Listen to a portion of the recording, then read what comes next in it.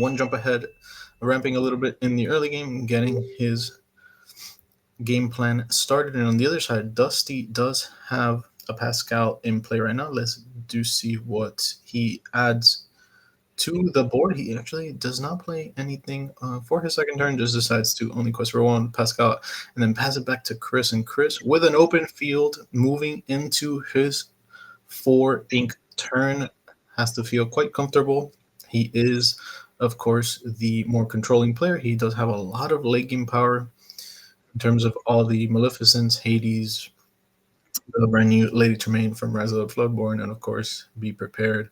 And we do see Haram.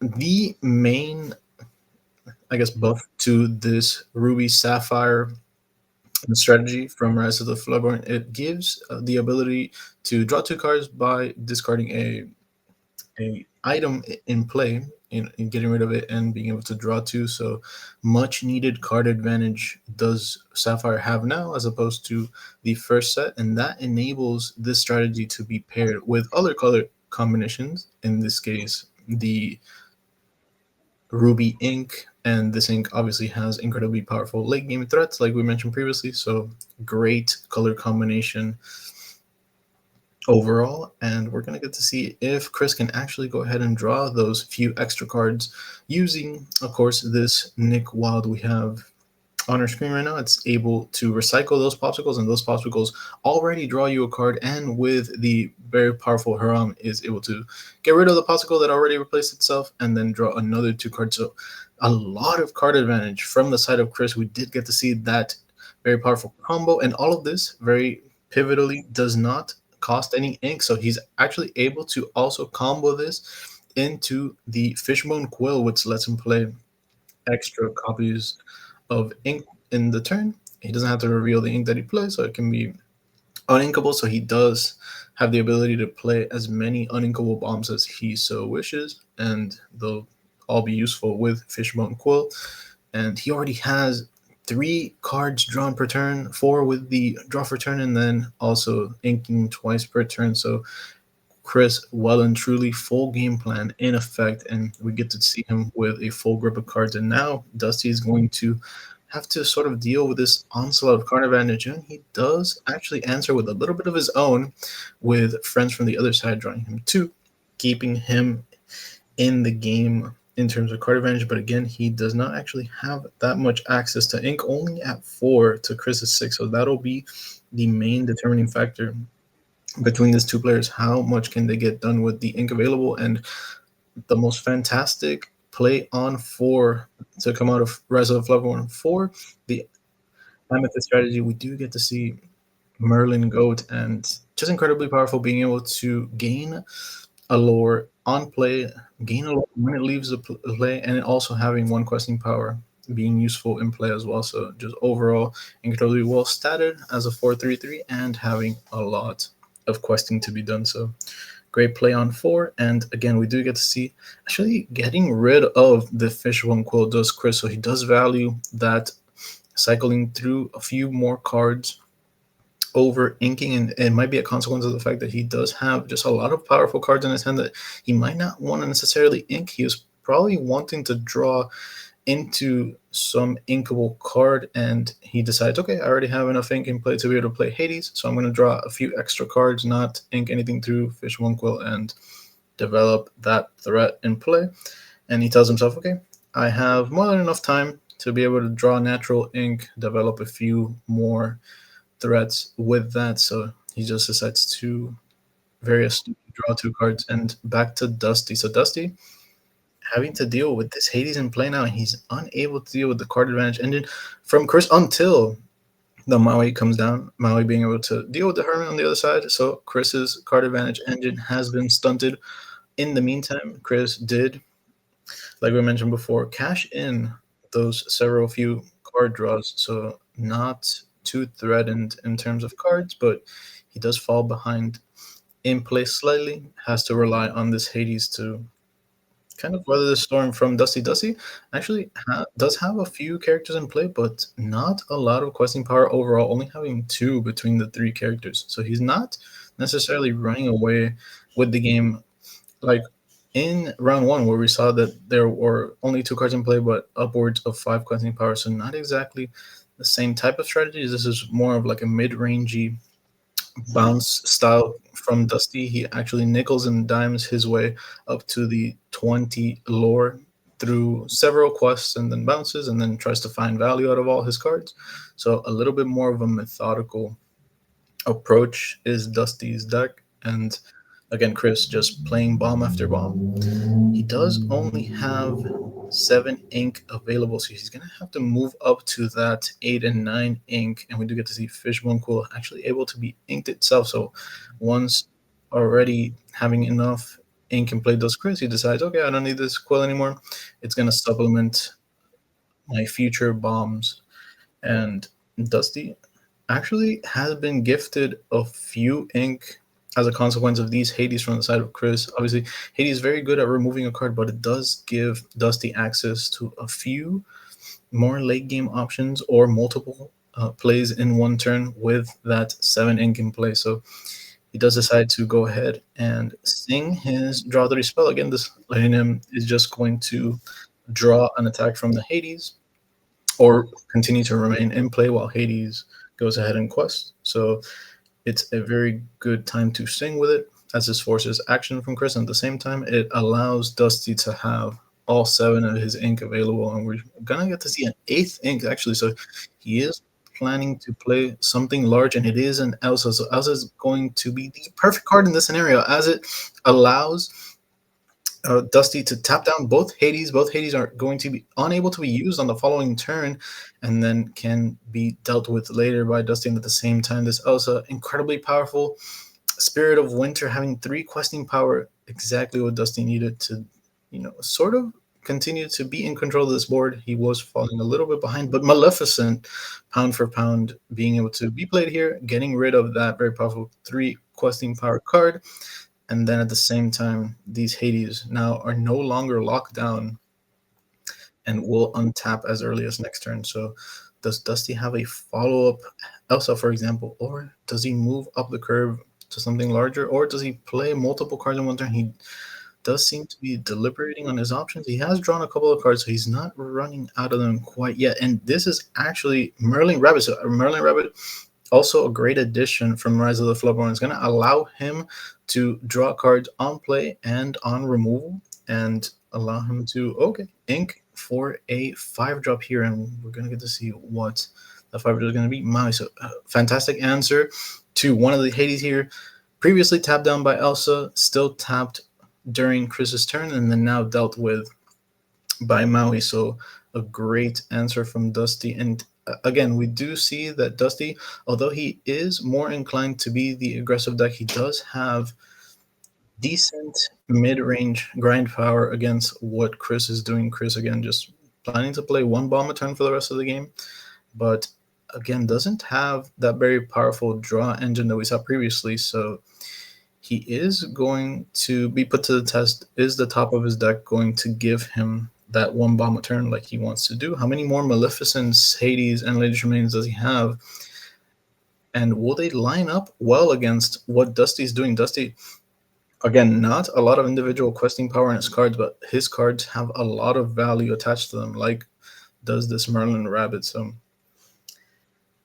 not running out of cards anytime soon. And be prepared, actually. So he cashes in on the questing power of the Maleficent and then goes ahead and sings Be Prepared in order to deal with the entire board from the side of Dusty, and at the same time still having max amount of ink available. So great stabilizing play from the side of Chris. Decides that he is the one in control, so he gets to clear the field and then play a bomb on his turn.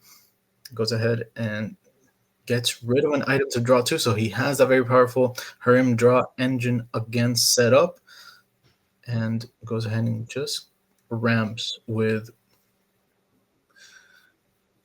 his 2-drop event. Now, actually, Dusty, having no cards in play, hasn't run out of cards just yet, but again, Chris's incredibly powerful turn does present a few problems. So, Maleficent being able to deal with the card advantage from the side of Chris while also developing the board. So, fantastic answer in the face of this Be Prepared. So, again, Dusty able to have this sort of mid-range threats while at the same time having the top end curve of Maleficent. So just a fantastic overall Ruby Amethyst configuration does Dusty have, and we're gonna get to see what Chris can do on the other side. So this Gaston is actually going to be able to on play look at three cards, keep one, and then put the other two at the bottom of the deck. So very nice in terms of card advantage, and at the same time, questing power, having three questing power. So although a six drop with only 4/4 stat line is not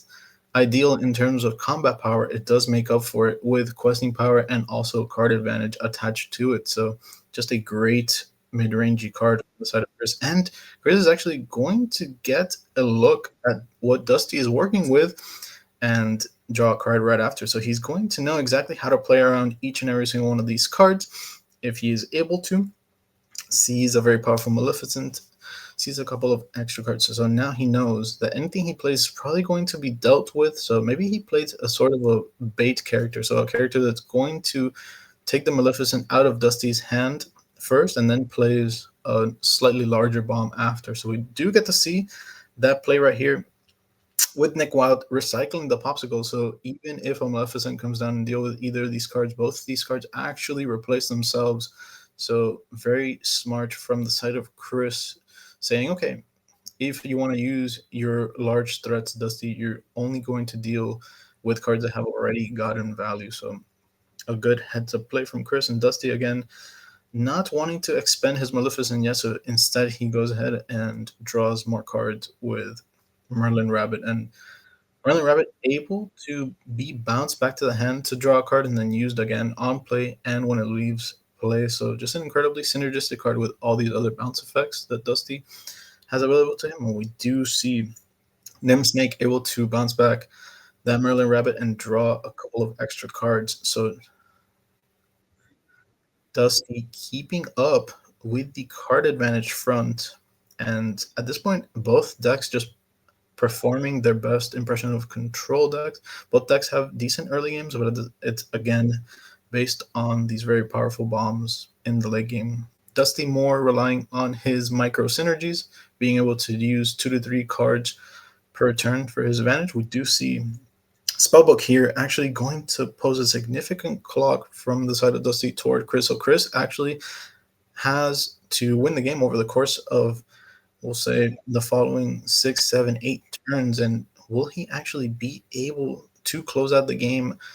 He only has 6 lore currently, and he doesn't necessarily have control of the table right now. So he does not have all the time in the world to be able to deal with what Dusty is doing because, again, this spell book incredibly powerful. Does he have something like Judy Hopps in order to be able to deal with it before it inevitably gains the remaining lore for Dusty? So we're gonna get to see if Chris's configuration is able to produce that, and at the same time, this spellbook in combination with what Dusty already has in play, does it incentivize Dusty to actually just say, okay, I'm going to play every single threat I have and just try to go sideways, make it as easy as possible for this spellbook to end the game?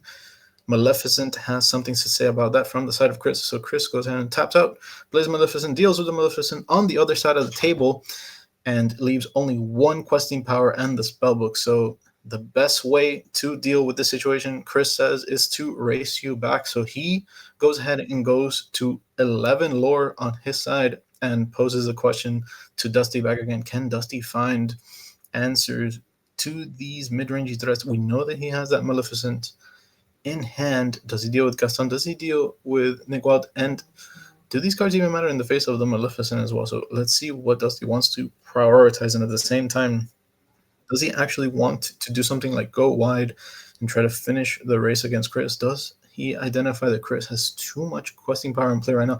Right now, he has 7, being at 11 lore. He's going to go upwards of 18 on the following turn if Dusty is not able to deal with this board.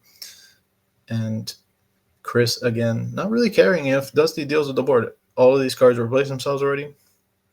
Chris does not mind at all. So going to get to see how Dusty best moves forward with his play. And it does look like a Maleficent is looming here.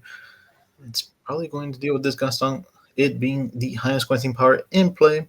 Most cards on the board trade in terms of combat strength right now. So just getting rid of the most questing power possible seems ideal for him.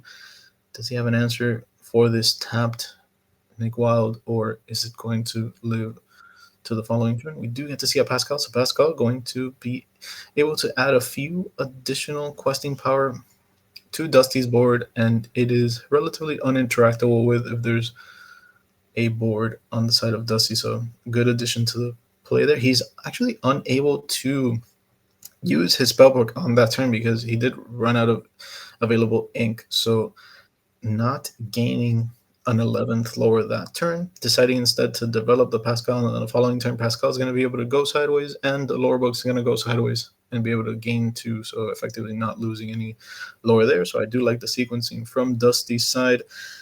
And we're going to see it, Let It Go, so another removal for this very powerful Maleficent threat. And at this point, Chris's game plan is most likely turn sideways, win the race, and use a removal on the back of all his card advantage in order to make sure that nothing that Dusty does can get him back into the game. We do get to see the brand new Queen of Hearts from the Rise of the Floodborn. Every time that a challenge is made from the side of Chris, he's going to go ahead and draw a card. So an incredibly powerful engine card in Ruby in order to draw extra cards. And we do see that Chris does heavily prioritize card advantage in his variation of Ruby Sapphire ramp. So very cool to see all these brand new additions from Rise of the Floodborn making such a huge difference in how a color identity and a sort of ink combination can work moving into set 2. So very nice to see that. And Dusty is seeing it for himself right now and does not like what he sees because he is very far behind in terms of board, unable to currently deal with this Maleficent or Nick Wild unless he utilizes a couple of resources. He's trying to find some off the top of the deck, but let's see where he goes ahead and trades his resources. Nim Snake going to deal some damage to the Nick Wild on the other side, 3, and then Pascal's going to finish it off. But is it going to be enough? Chris at 15 lore, looking poised to close out game 1, it seems. Does have a decent amount of board, 3 questing power only, but that spellbook again does give him 1 extra 1. And then LeFou keeping safe his Nim Snake, and at the same time gaining 1 last over before going ahead and passing the turn. So Dusty does have an outside look at trying to close out the game over the course of the next few turns, but can he actually survive Chris's bomb onslaught? Or is the cards remaining in play going to be enough? Obviously, this Queen and this Maleficent gain 3, put him up to 18, and go sideways. So now Dusty will be able to deal with these cards as he chooses, and this is a very important turn for Chris in terms of what he wants to develop and play. He does actually have to play a 2 questing power bomb if he has access to one, and there is Lady Tremaine being able to not only represent that 2 questing power, but also makes Dusty have to select one of his cards and get rid of it. He does go ahead and select. Well, it looks like he's debating on it. Yes, so Merlin Rabbit is going to go ahead and be selected to draw a card. Merlin Rabbit lines up quite effectively against this Lady Tremaine, but again, Chris just wants to get rid of as much material from the side of Dusty as possible to make it as difficult as possible for Dusty to deal with his board in challenges. So good play nonetheless. And Dusty, again, this is going to be his pivotal turn as everything on Chris's side of the table does effectively end the game. So does he have access to something like a secret sneaky Be Prepared? Both of these decks have looked like they are very well inclined into a late game posturing. So does Dusty actually include a couple of copies of that very powerful Be Prepared? And after a Be Prepared is used here, Dusty will actually be the one with a spellbook remaining in play. So he would actually seize a little bit of control back in this game. So first step is first, does he play the card, and can he go ahead and find that he has drawn a good amount of cards? Have both these players actually drawn a good amount of cards? He's going to probably cash in this Merlin Rabbit into one of the very powerful threats from the side of Chris, and then see if he can get another draw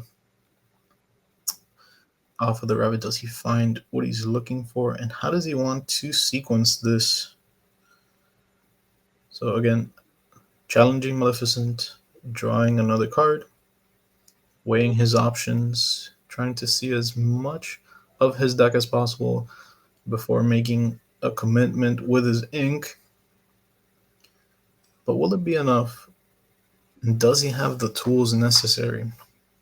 Again, Chris, able to win with essentially any card on his side of the table other than the queen, but again, moving from 18 to 19 and having access to all his ink, still in a commanding position. So Dusty just has to survive this turn and then worry about the following turn if he does.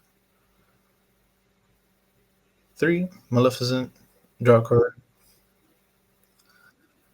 Has 8, potentially up to 9 ink left. Again, Maleficent won't be enough in this scenario. Does need something like Be Prepared. Does not find it. Very likely that his configuration doesn't play Be Prepared. Maybe he plays only a couple of copies. I did catch a glimpse of one, so he was digging for it, unable to find it. And that'll mean that Chris takes the first game with his incredibly innovative take on Sapphire Ruby. Again, like I'll probably be mentioning over the course of this weekend, as this deck looks very powerful. The combination of early game rush and ramp in combination with all these bombs in the late game, like the Maleficent, the Lady Tremaine, the Hades, just makes this deck overall a very powerful selection for this first event with Rise of the Floodborn. It allows Chris to be able to have something like the Queen of Hearts in order to rush in the early game alongside something like Maui to try and stabilize, using Fishbone in order to ink all of these uninkables that he plays in his deck, and at the same time ramp into those very powerful cards. And he does use the Pawpsicle Harem draw engine in order to keep up in card advantage. So a lot of good things from the side of Chris. And again, Dusty was actually keeping up with a lot of the card advantage that Chris was presenting, but again, he just fell short when it came to power on the table, and I think questing power mostly. So Dusty actually did have an advantage over the table for a couple of turns, but was unable to convert in terms of questing because, again, Dusty does rely on multiple cards questing for 1 and 2 over the course of many, many turns in order to nickel and dime his way to victory. But in the face of Chris's overwhelming 3 questing power bombs, it was just a little too slow. And another consequence of this matchup is essentially Dusty wants to run the opponents out of cards before he, decides that he's in a stable position to start questing with all his 1 power questing card. And Chris actually doesn't care what he puts into play, and all of the cards that he puts into play have 2 questing power or more. So he basically says, oh, I throw this out there, quest with it once. Even if you effectively deal with it, I still got my value out of it. So interesting dynamic between these 2 control decks, having essentially great late games all their own, but trying to win in very different ways. And we did get to see that from something like the spell book on the side of Dusty, just another indication that he wants to take the game as slow and steady as possible. But Chris having a much more explosive late game in the form of those Maleficents. We'll get to see how many of those he gets to play this turn. And Dusty, again, has to remember the Be Prepared was a great inflection point for Chris in game 1, allowing Chris to actually wrestle back control of the board. So he does have to be mindful of playing around that card as much as possible.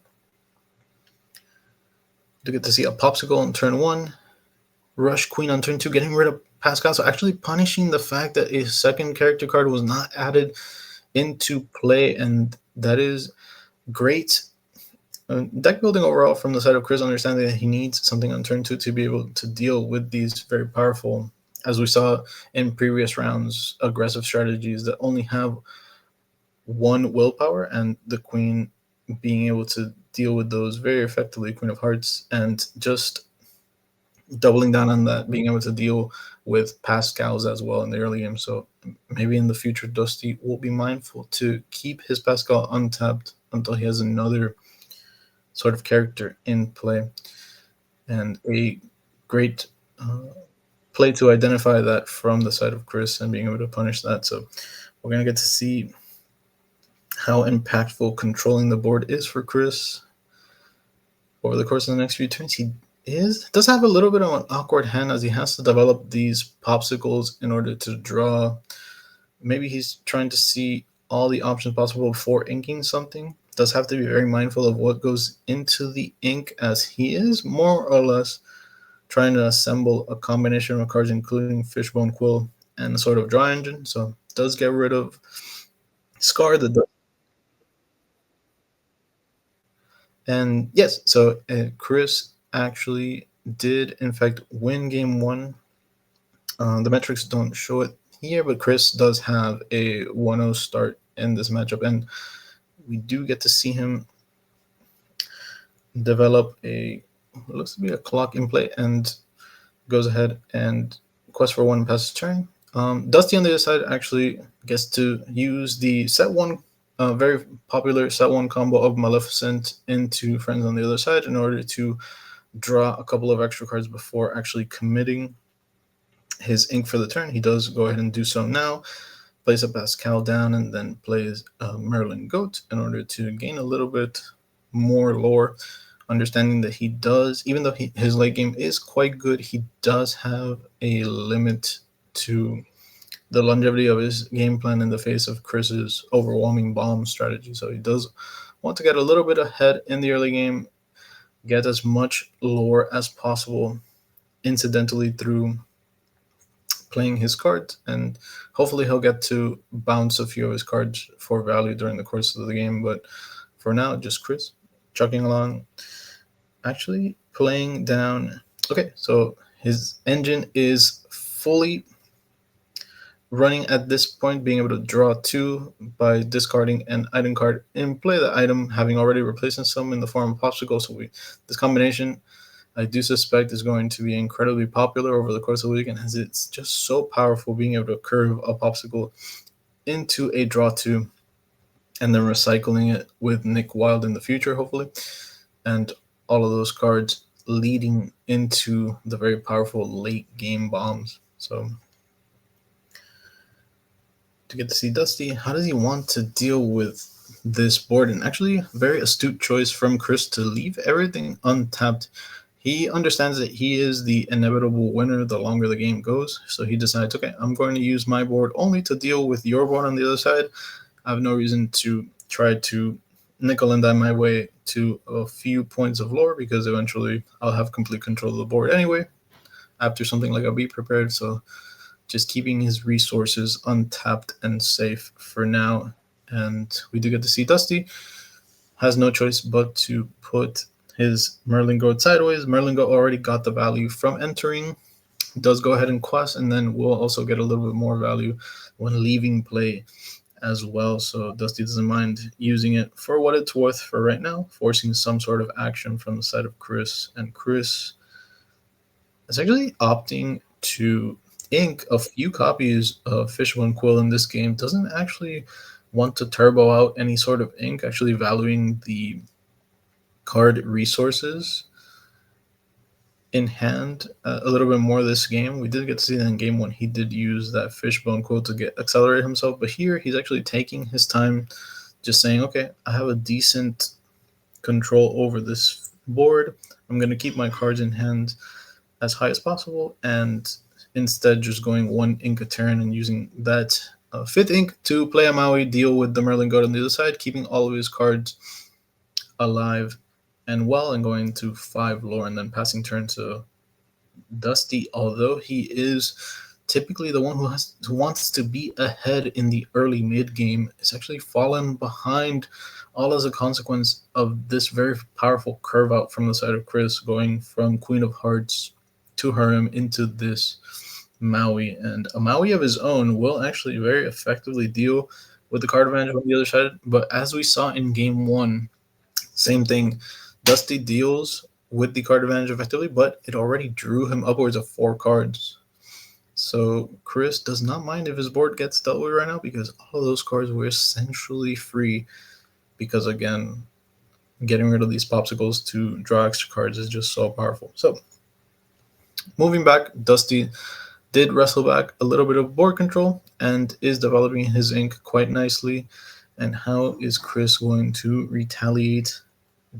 As he did choose not to play Fishbone Quills, he's actually fallen behind in terms of ink development as well. And that was a conscious choice. So definitely he did prioritize card advantage over inking in this particular game. But now that he doesn't have control over the table, will that actually make him fall a little bit far behind? He does need effective answers to what is going on Dusty's side, and actually very calculated play, making sure that Dusty only has Maui left in play before playing Lady Tremaine, so that Dusty has to choose Maui to get rid of with the effect of Tremaine. So great sequencing from the side of Chris, and great use of each individual card so far, just showing that he is well practiced with his strategy.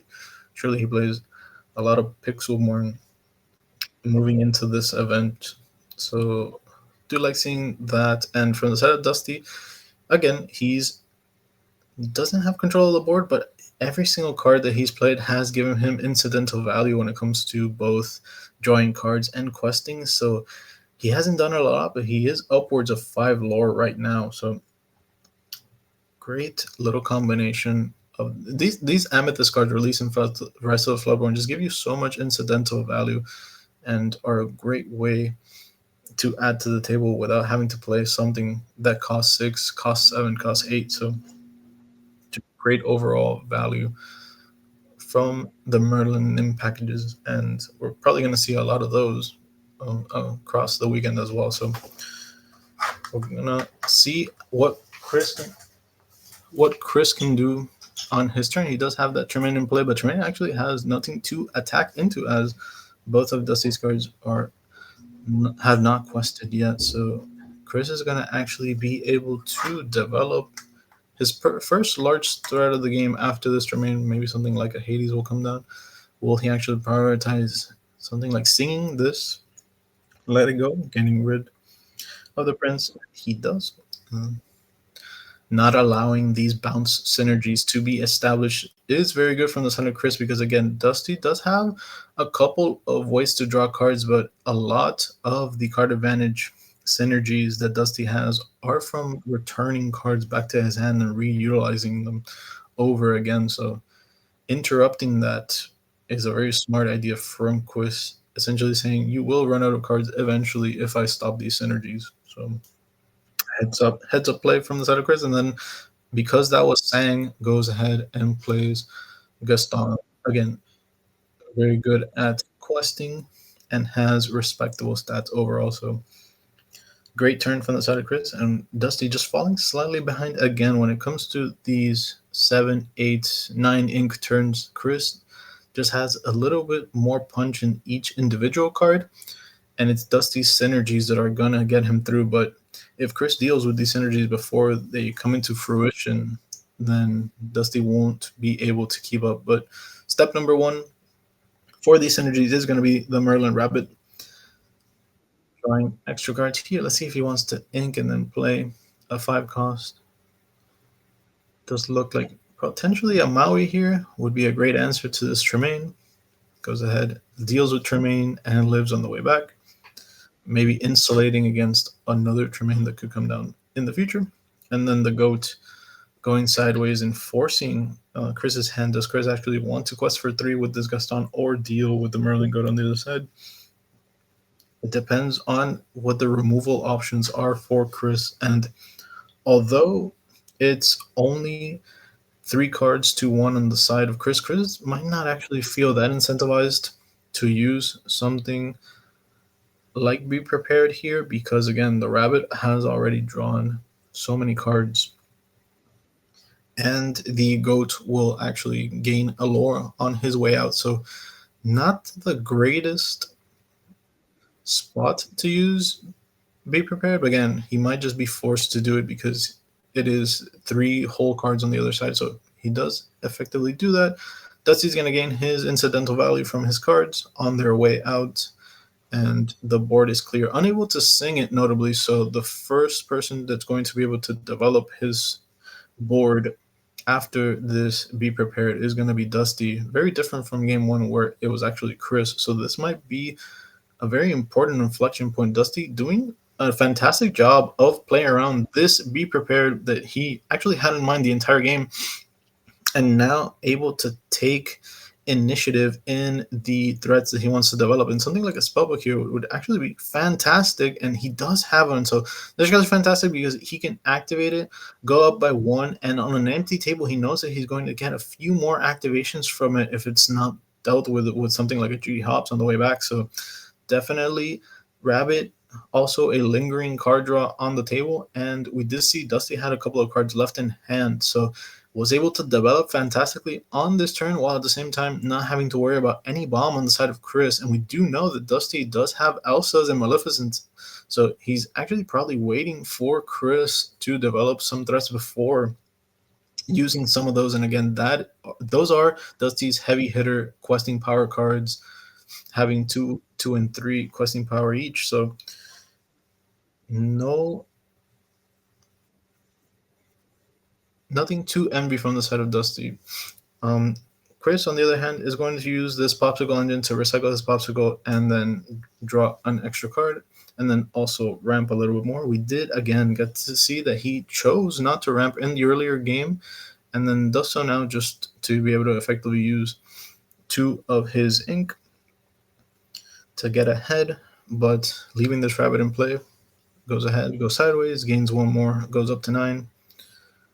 And then I do suspect a removal for the Snake Wild will actually be used here.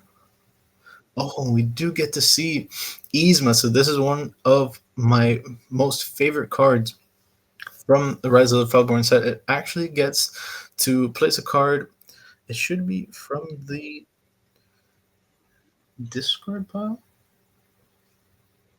Oh no! So it targets a card, puts it back in the player's deck, and then goes ahead and draws two. We do get to see it on the graphic on the screen. It's actually incredibly powerful, having inkable 6 cost and 2 questing power, and being able to draw 2 cards. So one of my favorite cards in terms of artwork as well from the new set. Goes ahead and gives him a draw 2 and draws an extra card because of the effect of the rabbit that he put back in the deck after being able to quest with it for 1. So just a great little sequencing and great little combo from the set of Dusty.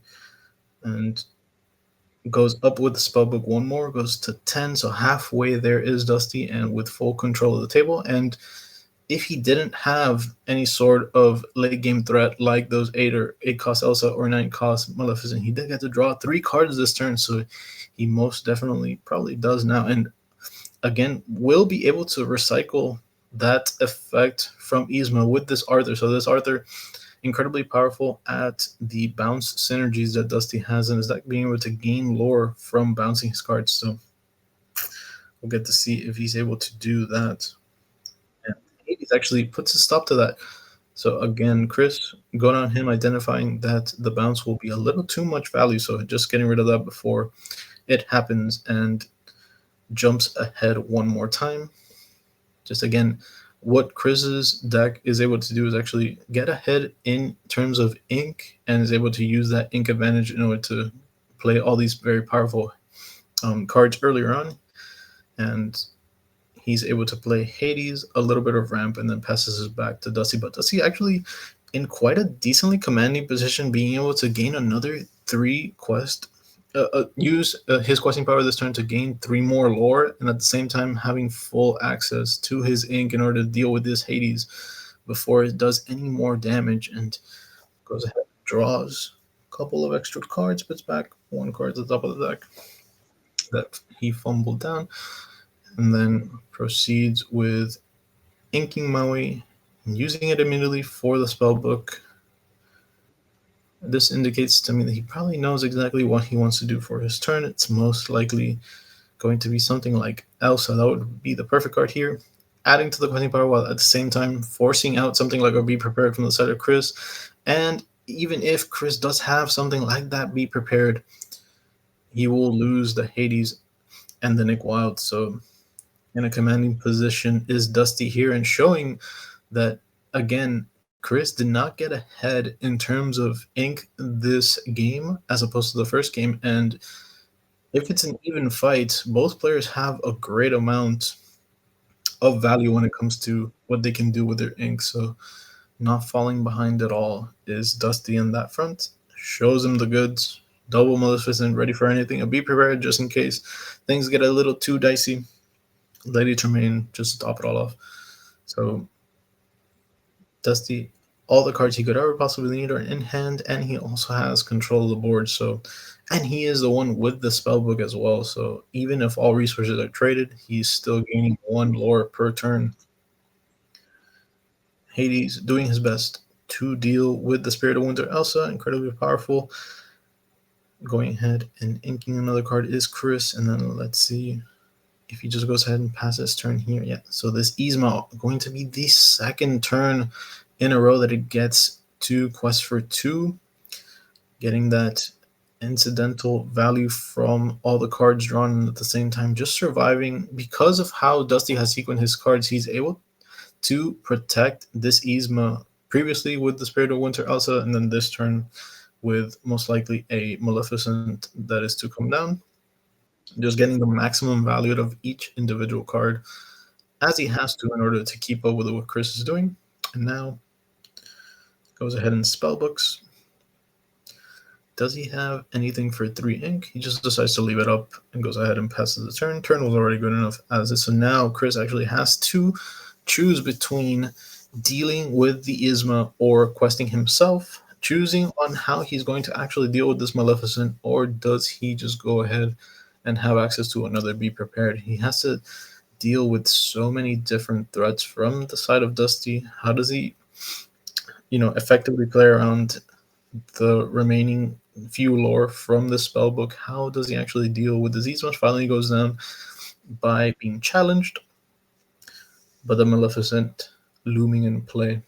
And even if Maleficent is dealt with by the Maleficent in Chris' hand, I do suppose he has one here, or it could be Lady Tremaine or Hades, whatever option he does desire. Lady Tremaine comes down.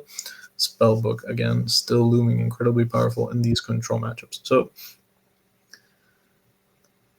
actually getting rid of, okay, so the secondary effect from Pawpsicle, which you haven't seen that much, does go ahead and get rid of some of the damage that Hades sustained over the turn, just keeping it safe from a couple of rushing options like that Nim that Dusty has access to. So a little bit of a heads up play there. The Pawpsicle wasn't doing anything else much anyway, as he couldn't use Hurrim to get rid of it and draw 2. So it goes ahead and gets whatever value he can from it, and then is deliberating on what he wants to do with the last of his ink, but he actually just leaves it untapped and passes the turn. And there is that inevitability from the spell book, something that did not exist in the first set. Now, control matchups, if both sides of the table are a little stalemated, games will inevitably end because of this incredibly powerful item. So, great addition to Dusty's arsenal. In Amethyst, and be prepared just to, you have to believe, seal the deal here. Nothing from Chris's side is going to be able to deal with these spellbooks, and both activations on the following turn will go ahead and close out the game. And it does look like Chris just going to look at his options one last time. Has no choice but to stare down at those spellbooks, and both players shake hands. Does look like with 3 minutes remaining, the players will end in a 1-1. So they do get to play a little bit more Lorcana, see if they can try to sneak in some sort of a crazy all-in sequence where they are able to gain as much lore as possible. But again, there has to be a clear winner by the end of time, and with such little time remaining, both of these control decks does not seem like a clear winner will be determined. Well, we'll see. We'll see if Dusty, most relevantly, can get some sort of a crazy early game 1, 2, 3, 4 punch where he controls the board enough to be able to rush Lore. And on the other side, does Chris actually play fast enough to stabilize the field and then is able to crust with all his late game options? It just depends on what the pace of the game is. Will these players actually have enough time? They are moving at a reasonable pace, but again, it's a consequence of the match of both these textures being controlled. Take a little bit of time to win, especially from the side of Dusty, prioritizing synergies over single card raw value, right? So mulligans resolve quickly. Dusty just decides to keep. Oh, no, he actually sends back 4, so he goes ahead and just does that. Draws his last few options. And if the players actually had full time on the clock, I do believe that Dusty is actually slightly favored because in a sort of mirror match of two be prepared decks, I do believe the one with the spellbook is actually slightly favored just because if all resources are traded, Dusty will always be winning. And he also has a few more threats in the mid game where Chris, all he is doing is actually, drawing a couple of cards and ramping is very good, but curving out is a little bit better from Dusty's side. So I would favor Dusty in a prolonged game, getting to see his entire configuration now, but is he actually going to have enough time? And again, for Chris's side, he has to get ahead early in terms of the ink ramping. So if Chris actually does get a few points of ramp and gets to that 7, 8, and 9 ink threshold way early in the game, like he did in game 1, he does look incredibly favored in those scenarios. So again, would get to see if that happens and if these players actually have enough time for those outcomes to develop. But as it stands, and one of the pivotal situations that happened between game 1 and 2 for Chris, he actually didn't use Fishbone Quill in game 2 as opposed to game 1, where it looked quite impressive. That might have been a consequence of the fact that he was running out of cards because his card advantage engines were dealt with from the side of Dusty. So let's see if he actually decides to play it in this turn, or does he just identify that he has not enough time to be able to do it? And again, it has to be a clear winner. Dusty with his 1-2 opening start, actually one of the more aggressive starts that he could have had, but is it going to be enough in the face? Basically anything removal from Chris would mean not enough time for Dusty, so it just does seem like both of these players are going to have to be content with a draw in this case. And Chris just making sure that that is the case by going ahead and using a removal, getting rid of the Pascal, which is the more difficult threat to deal with from the side of Dusty. Just wants to make sure that no outside chance of victory is available for Dusty, and goes ahead and even though it is overtime, you play your cards out as you need to. Do the best you can in order to assure that draw.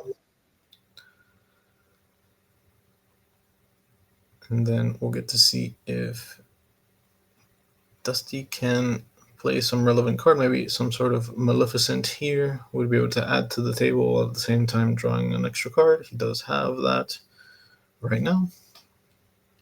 LaFoe just trading in play and staying alive with only 1 damage. Passes it back to Chris. Would have been interesting to see where this game develops, because again, Chris does have the card advantage engine going, but we have seen that that is not nearly good enough to it is good enough to at least match what Dusty is doing, but he does need that ramp element in order to truly get ahead in the game.